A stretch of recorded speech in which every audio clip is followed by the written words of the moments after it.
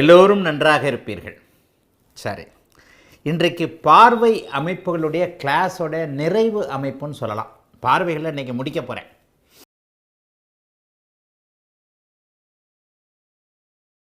சரி, இப்போ இந்த அமைப்பு, அதாவது தேய்பிரையிலிருந்து சந்திரன் பஞ்சமி திதி வரைக்கும் எப்படி இருப்பார், பௌர்ணமி சந்திரன் இந்த தேய்பிரை தசமி திதியிலிருந்து வரக்கூடிய சந்திரன் எப்படி இருப்பார், இதுக்கப்புறம் தேய்பிரை பஞ்சமி திதி வளர்பிறை பஞ்சமி திதிக்கு அப்புறம் எப்படி இருப்பார், இந்த மாதிரியான ஒரு இது சொல்கிறேன் இல்லையா. தசமியிலிருந்து பஞ்சமி வரைக்கும் வளர்பிறை அமைப்புகளில் அவர் தசமி திதி தாண்டும் போது அவர் அப்படியே பௌர்ணமியை நோக்கி போய் கொண்டு இருக்கிறார்.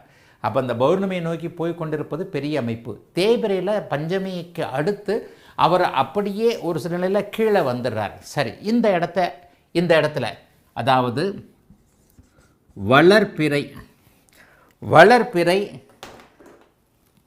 தசமியிலிருந்து பார்வை அமைப்புகள் வளர்பிறை தசமி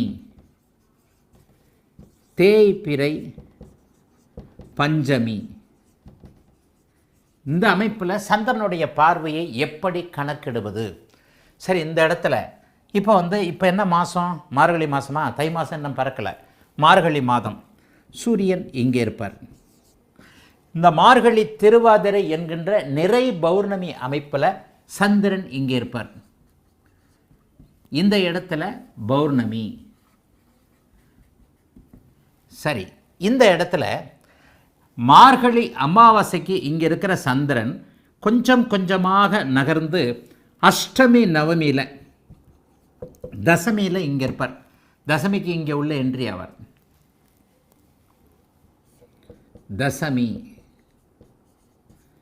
10வது அமைப்பில் இங்கே என்ட்ரி ஆவார். 10வது அமைப்பில் இங்கே என்ட்ரி ஆவார். அப்படியே பௌர்ணமி முடித்ததற்கு பிறகு இந்த இடத்துல பௌர்ணமி முடித்ததற்கு பிறகு பௌர்ணமியிலேருந்து அடுத்த நாள் என்ன ஆகும், பிரதமை இங்கே தான் இருப்பார்.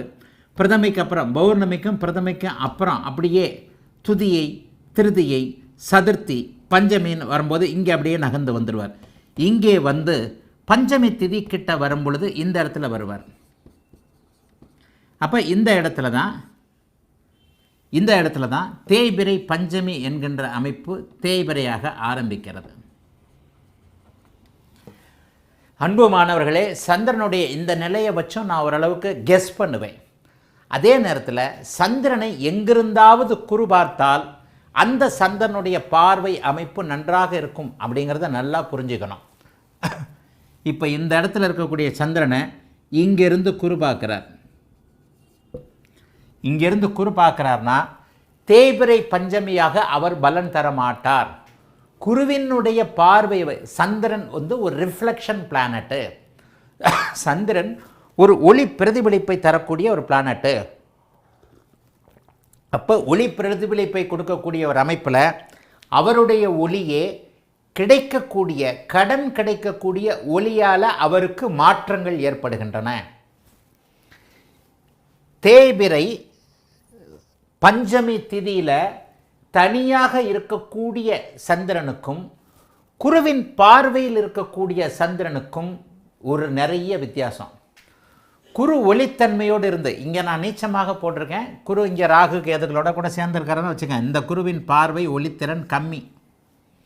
இது இல்லாமல் இந்த சந்திரனை இதுவே அப்படியே தேய்பிரையாக மாற்றிக்கங்க. இப்போ குரு பார்க்குறாருன்னு வச்சுக்குவோம். இந்த இடத்துல சந்திரன் பௌர்ணமி சந்திரனுடைய அமைப்பிற்கு ஏற்ப ஒளியை தருவார். அன்பு மாணவர்களே, இந்த பௌர்ணமி சந்திரன் ஏற்கனவே தேய்பிரை பஞ்சமி திதியிலிருந்து வளர்பிறை தசமி திதி வரையிலான அமைப்புகளை விளக்கம்னு சொன்னதுக்காக இந்த விஷயத்தை சொல்கிறேன். இது மூல நூல்கள்லாம் கிடையாது. இதை நம்மளே வானில் கண்ணால் பார்க்கக்கூடிய அமைப்புகளை வச்சு நம்ம கெஸ் பண்ணிக்கிட்ட தான் ஆயிரக்கணக்கான ஜாதக அமைப்புகளில் இதை நம்ம பொருத்தி பார்த்தா சரியாகவே இருக்கும். ஆனால் சந்திரன் பிரதிபலிக்கும் தன்மையுள்ள கிரகம் என்பதால் குருவின் பார்வையை அவர் பிரதிபலிக்கும் போது பௌர்ணமிக்கு நிகரான ஒளித்தன்மையோடு அவர் இருப்பார்.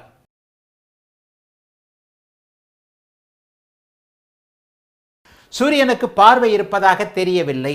அப்போ அந்த சூரியனுக்கு பார்வை இருப்பதாக தெரியவில்லை என்கின்ற ஒரு அமைப்புகளில் சில நேரங்களில் சூரிய பார்வையை நான் உணர்கிறேன். அது ஏன் அப்படின்னு எனக்கு புரியலை. இந்த சனிக்கு மட்டும் செவ்வாயே அவர் பாதிக்கிறது இல்லை.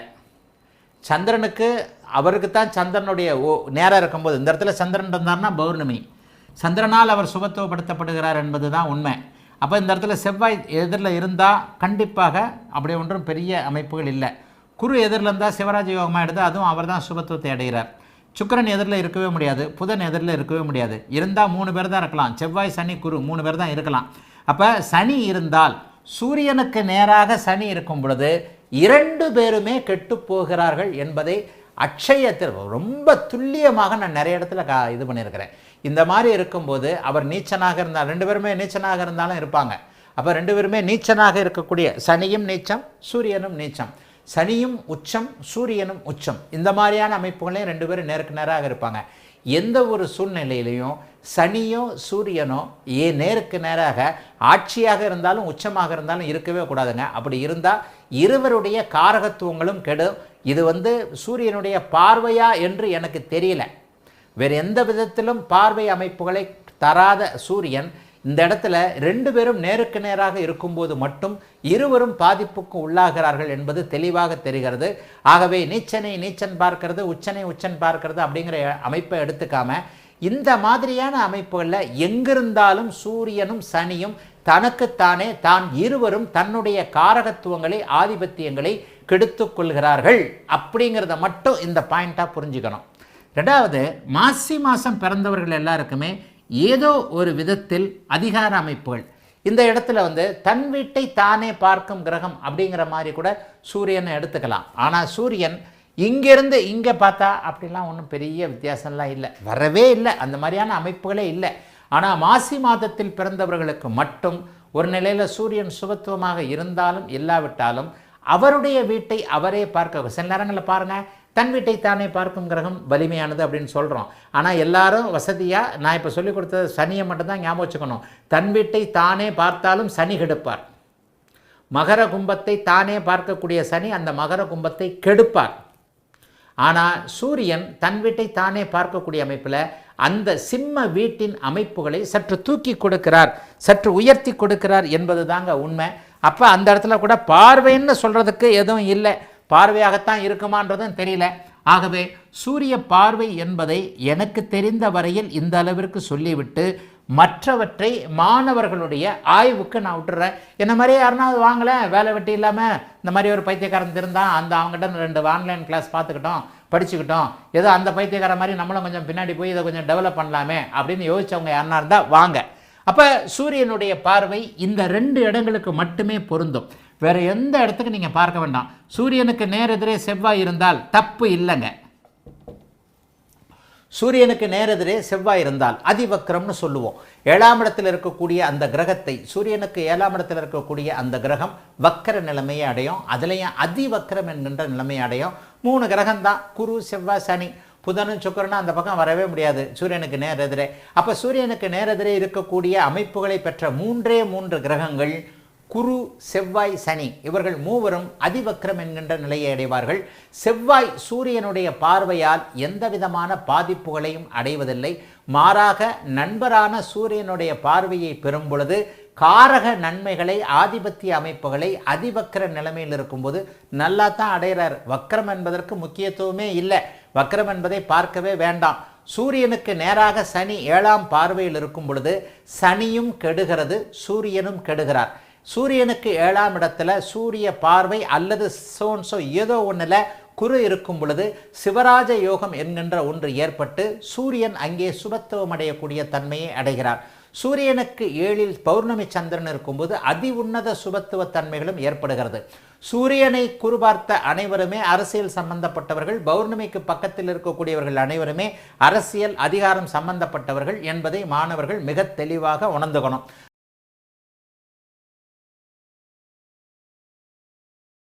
இப்போ இந்த லக்னம் 6ஆம் அதிபதி லக்னாதிபதி, 8ஆம் அதிபதி குரு. இப்போ இந்த லக்னம் 6ஆம் அதிபதி குரு, 8ஆம் அதிபதி அவர். அப்போ ரிஷப லக்னத்துக்கும் துலா லக்னத்துக்கும் குருவோட சுக்கரனோட தசை 6, 8ஆம் அதிபதிகளாக தான் வேலை செய்யும். குரு இந்த இடத்துல வலிமையாக இருக்கிறார்.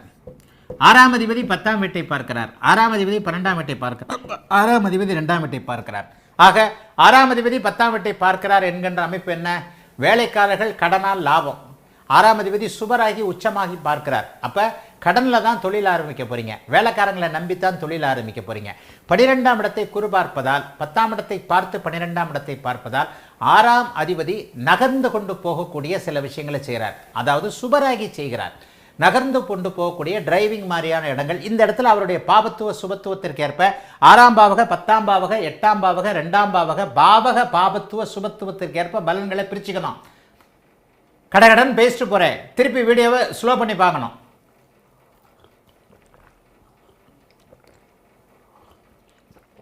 கடகடனை பேசிட்டு போகிறேன், திருப்பி என்ன பண்ணணும்? 6ஆம் பாவகாதிபதி ஆட்சி பெற்றிருக்கிறார், சுபராக இருக்கிறார். 6ஆம் பாவகம் துலா லக்னத்திற்குரியது. அதாவது இந்த இடத்துல 10, 12, 2 பார்க்கிறார்.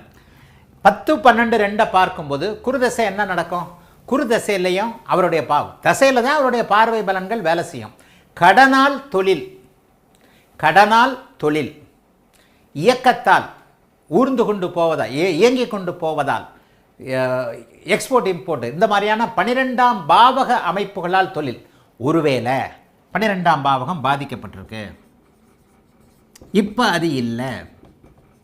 கம்பைன்டு கம்பைன்டு கம்பைன்டு, இணைவு இணைவு இணைவு, கம்பைன்டு, அத்தனை வித்தியாசங்களையும் கொண்டு வந்துடணும்ல. ஒருவேளை 12ஆம் பாவகம் பாதிக்கப்பட்டு அதற்கு பிறகு, இதைத்தானே சொன்னேன், கக்கூசு டாய்லெட் எல்லாம் குருவின் பார்வைக்கு வித்தியாசம் சொன்னேன்.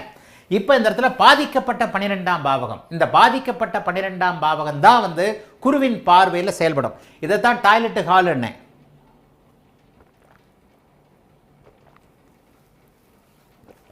இந்த இடத்துல ஏற்றுமதி இறக்குமதி தொழில் நன்றாக இருக்காது.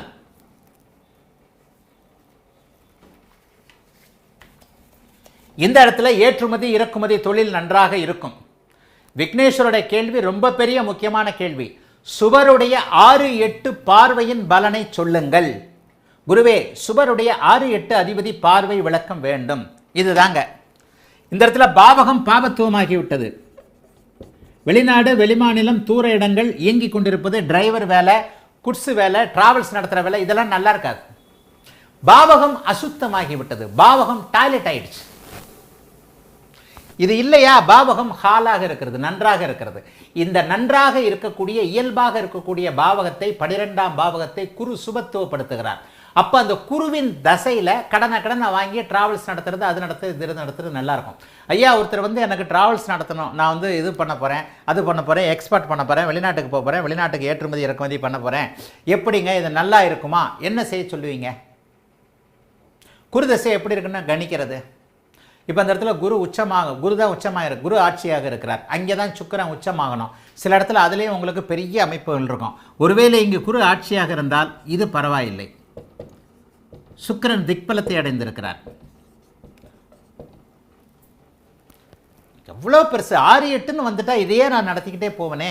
இந்த சப்ஜெக்டை கூட இப்போ, ஏன்னா அத்தி பூத்தார் போல் எப்பாவது நல்ல கமெண்ட்டு கண்டிப்பாக கொடுப்பீங்க. இப்போ விக்னேஸ்வர் கொடுத்துருக்கிற கமெண்ட்டு நல்ல கமெண்ட்டு, ஆனால் ஹைலி இதுதான் உயர்நிலை வகுப்பு. இப்போ இந்த இடத்துல என்ன வரும்? 6, 8 பார்வை, 6, 8 சுபர் பார்வை. இது ஒரே நேரத்தில் வரக்கூடியது. 6, 8 வரக்கூடியவங்க ரிஷப துலா லக்னத்துக்கு வருவாங்க. அதே நேரத்தில் மற்ற இடத்துக்கும் குரு 6ஆம் இடத்து, 6ஆம், இது இப்போ கடக லக்னத்தை எடுத்துக்கோங்க. கடக லக்னத்திற்கு அவர் 6ஆம் அதிபதியாக வருவார். அப்போ அந்த இடத்துல 6ஆம் அதிபதி பார்வையாக தான் அது செயல்படும். கடக லக்னத்திற்கு அவர் 6ஆம் அதிபதியாக வருவார். அப்போ இந்த இடத்துல பாருங்கள், இந்த இடத்துல குரு இருந்துட்டார்னாலே இந்த குருவை சமாளிக்கக்கூடிய விதமாக ஜாதகம் 8லாவது லக்னத்திலாவது 4லாவது சுக்கிரன் வலுத்திருக்க வேண்டும். 4ல் திக்பலம், இங்கே ஆட்சி, இங்கே ஆட்சி மூல திரிகோணம். அப்போ இந்த இடத்துல இருக்கக்கூடிய இது, இந்த ஜாதகர் குருதசையில் டஃப் கொடுப்பாரு, குருதசையில் சமாளிப்பார்னு அர்த்தம். இப்போ இதே சுக்கிரன் பாபத்துவமாகி, சுக்கிரன் நீச்சமாகி, சுக்கிரன் எங்கேயாவது ஏடகடமாக போயிட்டார்னா குருதசையில் இந்த 3 பாவகங்களின் வழியாக அவருக்கு கடன் வந்து அல்லோலகலப்படுவார்னு அர்த்தம்.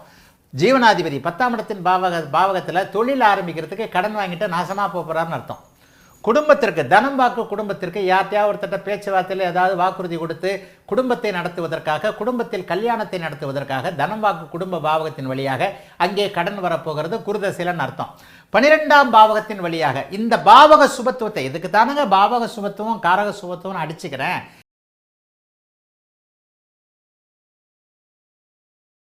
இப்போ இந்த இடத்துல 6க்கு 6ஆன 11ஆம் இடத்தை மறைஞ்சு 3ஆம் இடத்தை மட்டும் பார்க்குறாரு. அப்போ 3ஆம் இடத்தின் பலன்களை மட்டும் இந்த குரு செய்வார்.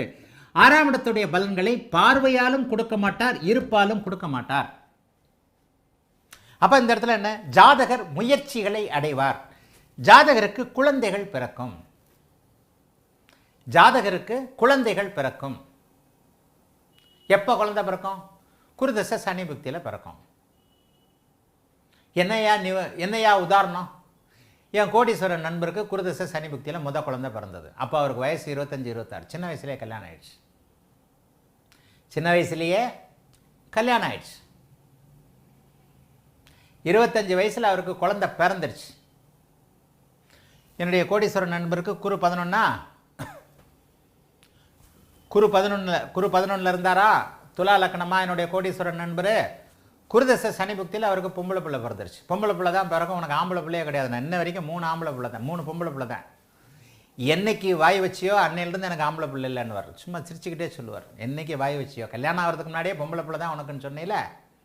என் கோடீஸ்வரன் நண்பருக்கு 3 பொம்பளை பிள்ளை, ஆம்பளை பிள்ளையே கிடையாது. 3வது பெண் குழந்தையே ஒரு நப்பாசையின் காரணமாக ஆம்பளை பிள்ளை பிறந்துடாதா அப்படின்ற ஒரு நப்பாசையின் காரணமாக 3வது ட்ரை பண்ணார். திருப்பி 4வதுக்கெலாம் போகவே இல்லை. என் புத்தி என் ப்ரிடிக்ஷன் மண்டையில் வந்துருச்சு அவருக்கு. எத்தனை பிள்ளை பார்த்தாலும் உனக்கு பொம்பளை பிள்ளை தான், ஒரே வார்த்தை. அப்போ இந்த இடத்துல குருதசை சனி புக்தி. குருதசை சனி புக்தியில் என்னுடைய நண்பருக்கு இங்கே இந்த குருதசை என்னுடைய நண்பருக்கு நூற்றுக்கணக்கான கோடிகளை சம்பாரித்து கொடுத்தது. 6க்கு 6ல் மறைஞ்சிருக்கிறார். இதே 6ஆம் இடத்துல குரு இருக்கிறார், கடன்காரனாக்கி இருப்பார். ஒரு வாழுகின்ற ஏதோ தெரியாதனமாக துலா லக்னத்தை எடுத்துட்டேன். 6, 8 சுபர்னு வந்தாலே துலான் தான் எனக்கு ஞாபகம் வரும். 6, 8 ரெண்டுமே சுபர் தான். ரெண்டுமே துலா லக்னத்துக்கும் ரிஷப் லக்னத்துக்கும் சுபராகத்தான் வருவாங்க.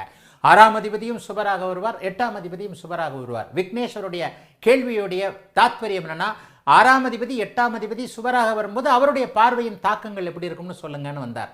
ஆக இந்த இடத்துல 6ஆம் அதிபதி 8ஆம் அதிபதி 6ஆம் இடத்தோடு தொடர்பு கொள்ளுகிறார்களா, 8ஆம் இடத்தோடு தொடர்பு கொள்ளுகிறார்களா என்பதை வைத்துத்தான் அங்கே பலன். இப்போ இந்த இடத்துல இருந்தால் அவர் என்ன பார்ப்பார்? 10ஆம் இடத்தை, 12ஆம் இடத்தை, 2ஆம் இடத்தை பார்ப்பார். குருதசையில் 2, 10, 12 மூணுமே 6ஆம் ஆதிபத்தியத்தோடு செயல்படும். சரி, தொழில் நஷ்டமாகுமா? 10ஆம் அதிபதியுடைய இயல்பை பொறுத்தது, இடத்தை பொறுத்தது, செயலை பொறுத்தது, லக்னாதிபதியுடைய அமைப்பை பொறுத்தது. எப்படி இவர் இந்த பாருங்க, ஜோதிடம்ன்றது கம்பைன். ஜோதிடம் கம்பைன். ஒரு விஷயத்தை மட்டும் விளக்குறதுல ஒரு அமைப்பு இல்லை. இப்போ இந்த கேட்ட கேள்வி 6ஆம் அதிபதியுடைய சுபராகி இருக்கிற பார்வை, 8ஆம் அதிபதி சுபராக இருக்கிற பார்வை. இந்த இடத்துல இருள் சந்திரனாக இருக்கிறார். 10ஆம் அதிபதி கெட்டு போய்விட்டார். 10ஆம் அதிபதி கெட்டு போய்விட்ட நிலைமையில் இங்கே 6ஆம் அதிபதி 10ஆம் இடத்தை பார்க்கிறார். இவருக்கு தொழிலால் கடன் வரப்போகிறது. குருதசையில் தொழிலால கடன் வந்துருச்சு. அந்த தொழிலால வந்த கடன்ல இருந்து இவரால் மீள முடியாது. ஏனென்றால் 10ஆம் அதிபதி தேய்பிரை சந்திரனாக, அமாவாசை சந்திரனாக இருக்கிறார். பூட்ட கேஸ் தொழில்ல. ஒருவேளை இந்த 10ஆம் அதிபதி நீச்சமான சுக்கிரன் நீங்க வராது இருந்த, சரி இதை இப்படி போடுறேன். விக்னேஸ்வர், ரொம்ப நல்ல கேள்வி கேட்டீங்க, ஒழுங்காக கவனிக்கணும்.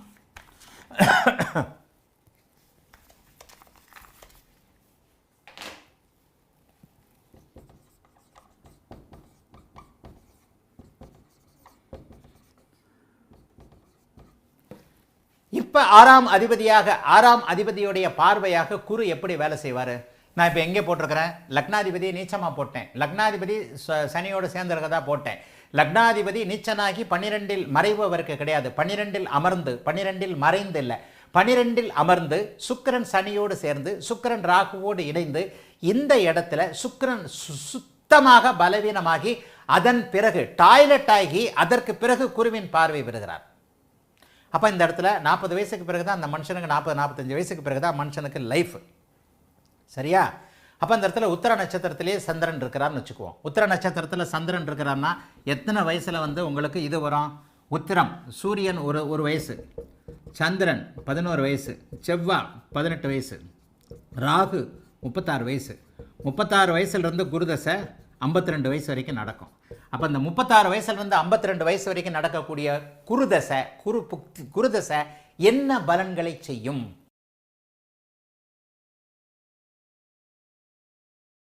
இப்போ என்னுடைய நண்பருக்கு 24 வயசு வரைக்கும் ராகுதசை நடந்தது. 24 வயது வரைக்கும் ராகுதசை வரைக்குமே அவர் சாதாரணமானவராக இருந்தார். 10 ரூபா கூட சம்பாதிக்கல. 10 ரூபான்னா ரியலாக 10 ரூபா. 24 வயசு வரைக்கும் 10 ரூபா கூட சம்பாதிக்கல. ரியலான 10 ரூபா கூட கிடையாது.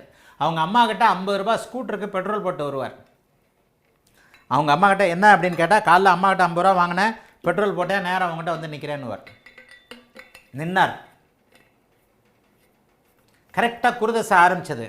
குருதச சுயபக்தியில் அவருக்கு கல்யாணம் நடந்தது. மிக இளம் வயது, 24 வயசில் அவருக்கு. இது கூட 5.5 வயசு தான், 6 மாதம் கூட கிடையாது, 5.5 வயசு தான். 24 வயதில் 3, 7, 11ஆம் இடங்கள் தொடர்பு கொண்டாலே திருமணம் நடந்துவிடும் அப்படின்னு சொல்கிறேன் இல்லையா? சுக்கிரன் இங்கே வலுவாக இருக்க, 7ஆம் இடத்தை இங்கே குரு பார்க்க, 3ஆம் இடத்தின் அதிபதியாக குரு இருக்க, 3, 7, 11ஆம் இடங்களை குரு பார்த்த காரணத்தினால் 3, 7, 11ஆம் இடங்களை குரு தொடர்பு கொண்ட காரணத்தினால் என்னுடைய இந்த தமிழகத்தின் இன்றைக்கு மிகப்பெரிய கோடீஸ்வரராக இருக்கக்கூடிய இந்த நண்பருக்கு குருதசை சுயபக்தியில் கல்யாணம் ஆகி குருதசை சனி புக்தியில் குழந்தை பெண் குழந்தை. பாயிண்ட் வந்துருச்சா? இந்த இடத்துல குரு எந்த நிலையிலும் 6ஆம் அதிபதியாக செயல்படவில்லை. நான் ஒரு இடத்துல விதியை சொல்லி கொடுத்துருக்கிறேன்னா, இந்த மாதிரி நண்பர்களுடைய ஜாதகங்களில் பார்த்து பார்த்து பார்த்து பார்த்து பார்த்து கன்ஃபர்மேஷன் பண்ணி அதை ஆயிரக்கணக்கான ஜாதகங்களில் சோதனைகளாக செயல்படுத்தி அதற்கு பிறகே விதிகளை உருவாக்கி சொல்லக்கூடிய ஜோதிடன் நான். அதற்கு பிறகுதான் விதிகளை உருவாக்கி சொன்னேன். இந்த இடத்துல ஒரு நிலையில் சொல்லனா, 6ஆம் இடத்துல தனித்து ராகுவோ செவ்வாயோ சனியோ இருக்கும் பொழுது 6ஆம் இடம் கெடும், 6ஆம் இடம் கடன் தராது. அப்படி தந்தாலும் அது வளர்ச்சிக்கான கடனாக இருக்கும். அதை நீங்கள் பார்த்து பயப்பட தேவையில்லை. அதே நேரத்தில் 6ஆம் இடத்தில் சனியோ செவ்வாயோ ராகுவோ 3இல் இருவரோ கலந்து விட்டாலோ, இந்த இடத்தில் சனி பார்த்தாலோ, இந்த இடத்தில் செவ்வாய் இருந்தாலோ, இந்த இடத்தில் சனி இருந்தாலோ கடனாலேயே நீங்கள் முங்கி போயிடுவீங்க. 6ஆம் இடம் பாபத்துவமாகிவிடும். ஒரு நுண்ணிய வித்தியாசத்தை சொன்னேன் இல்லையா? அது இந்த இடத்துல எவ்வளவு தெளிவாக இருக்கு பாருங்க. 6ஆம் இடத்துல இவருக்கு ராகு மட்டும்தான். இவருக்கு வளர்ச்சிக்கான பெரிய கோடீஸ்வரனாக இருந்தால் அதற்கேற்றார் போல நூற்றுக்கணக்கான கோடிகள், ஆயிரக்கணக்கான கோடிகள் கடன் இருந்து கொண்டே இருக்கும். இவருக்கு இப்போ ஆயிரக்கணக்கான கோடிகள் கடன் இருக்கு. பேங்க்ல ஆயிரக்கணக்கான கோடிகள் கடனாக வாங்கியிருக்கிறார். வங்கியில் 20 ஃபேக்டரி வச்சிருக்கிறார். சுகரில் இருக்கிறார், கரண்ட்டில் இருக்கிறார், லிக்கரில் இருக்கிறார், எல்லாத்துலேயும் இருக்கிறார். ஆயிரக்கணக்கான கோடிகள் கடன் இருக்கிறது. விளையாட்டுக்காக கூட கேட்டேன், ஆயிரக்கணக்கான கோடிகள் கடன் இருக்கு. அவ்வளவும் மாதம் தவறாமல் சரியான தவணையில் சீராக போய் கொண்டிருக்கிறது. இந்த தமிழகத்தின் கோடீஸ்வர நபருக்கு கடன் கொடுப்பதற்கு வங்கிகள் போட்டி போடுகின்றன. ஏன்னா ஸ்டாண்டர்டாக வச்சிருக்கிறார் சிபிலை. கடன் கொடுப்பதற்கு எந்த நேரத்தில் கடன் கேட்டாலும் 10 நிமிடத்தில் நூற்றுக்கணக்கான ஆயிரக்கணக்கான கோடிகள் இது பண்ணப்படுது. காரணம் என்ன பாருங்க. இப்போ ஒரு சனி தசை நடந்துகிட்டு இருக்கு. இங்கே துலா லக்னத்தின் 6ஆம் அதிபதியாக இருக்கக்கூடிய குரு 6க்கு 6ல் மறைஞ்சதுனால அவர் 6ஆம் அதிபதியாக செயல்பட மாட்டார் என்பதை விக்னேஸ்வர் மனதில் இருத்தி, இந்த இடத்துல 6ஆம் இடத்தின் சம்பந்தம் சுபருக்கு வரவில்லை என்பதால் குரு 6ஆம் அதிபதின்றதே மறந்துடணும். குரு 6ஆம் அதிபதி என்றதே மறந்துடணும். இங்கே அவர் 3ஆம் அதிபதி தான். 3ஆம் அதிபதி லாபத்தில் இருக்கக்கூடிய தன்மைகளை தான் செய்வார். இந்த 3ஆம் அதிபதியோட பார்த்த அமைப்புல என்ன நடந்தது? குருதசையிலிருந்து தம்பிகளோட சேர்ந்து வியாபாரத்தை பார்க்க ஆரம்பிச்சிட்டார். 3ஆம் இடம் வலுத்துருச்சா? 6ஆம் இடத்தோடு தொடர்பு கொண்டிருந்தால் குருதசையில கடனோடு தொழிலை ஆரம்பிச்சிருப்பார். அவ்வளவுதானையா? ஆதிபத்தியம் எங்கேயா போகுது? இவ்வளவுதான் சின்ன விஷயம். 6ஆம் அதிபதி எப்படி பலன் தருவார், 8ஆம் அதிபதி எப்படி பலன் தருவார்? ஒரு வார்த்தையில 6ஆம் அதிபதி பார்வையில் 6ஆம் இடத்தை பலன் செய்வார் கிடையாது. 6ஆம் அதிபதி எங்க இருக்கிறார்? 6ஆம் அதிபதி பார்க்கக்கூடிய வீடு. இப்ப நான் சொன்னேனே, ஜீவனத்தை பார்க்கிறார், கடனை, அதாவது 6ஆம் அதிபதி 10ஆம் இடத்தை பார்க்கிறார் என்றால் 10ஆம் இடத்தில் என்ன பலன் நடக்கும் என்பது 10ஆம் அதிபதியவும் 10ஆம் இட பாபத்துவ சுபத்துவத்தையும் பொறுத்தது. 10ஆம் அதிபதி பௌர்ணமி சந்திரனாக இருந்தால் ஒரு பலன், 10ஆம் அதிபதி அமாவாசை சந்திரனாக இருந்தால் ஒரு பலன். 10ஆம் இடத்துல தீய கோள்கள், பாபத்துவமான கோள்கள் இருந்தால் அது வேறு பலன். அப்ப இப்ப நான் சொல்ற கம்பைனை இதை புரிஞ்சுக்கிட்டா தான் ஜோசியம். இதை புரிஞ்சுக்கலன்னா ஜோசியம் இல்லை, எல்லாரும் கிளாஸ் வேஸ்ட், எந்திரிச்சு போயிடுங்க. இதுதான் பாயிண்ட். 6 8 சுபர்களாக வருகிறார்கள். அப்ப 6 8 பாவக பலன்களை செய்வார்களா? அவர்களுடைய 6 8 பாவகத்திற்கு அவர்களே சம்பந்தப்படுகிறார்களா? அந்த 6 8 பாவகம் எப்படி இருக்கிறது? அப்ப இது உண்மையான ஜாதகம். ஜாதகருக்கு குருதசை நடந்தது, குருதசையில் அவருக்கு கடனே வரல, அவருக்கு கடன் கொடுப்பதற்கு 6, அதாவது 6ஆம் இடத்தின் சம்பந்தப்பட்ட தொழிலை செய்தார். லிக்கர் தொழிலில் அவர் இல்லை. 6ஆம் இடத்தின் சம்பந்தப்பட்ட ஒரு மாதிரியான சூதாட்ட தொழிலில் அவர் இருந்தார். அந்த சூதாட்ட தொழிலில் அவருக்கு நூற்றுக்கணக்கான கோடிகள் கிடைத்தது. அடுத்தவருடைய பணத்தை அவர் சம்பாதித்தார். சூதாட்டம் என்பது எதிராளியுடைய பணத்தை உங்களுக்கு வர வைக்கிறது. சூதாடி லாபம் வருமா அப்படிங்கிறது 8 12 சம்பந்தப்பட்டது. சூதாட்ட தொழிலின் மூலமாக லாபம் வருமா என்பது 6ஆம் இடத்து சம்பந்தப்பட்டது.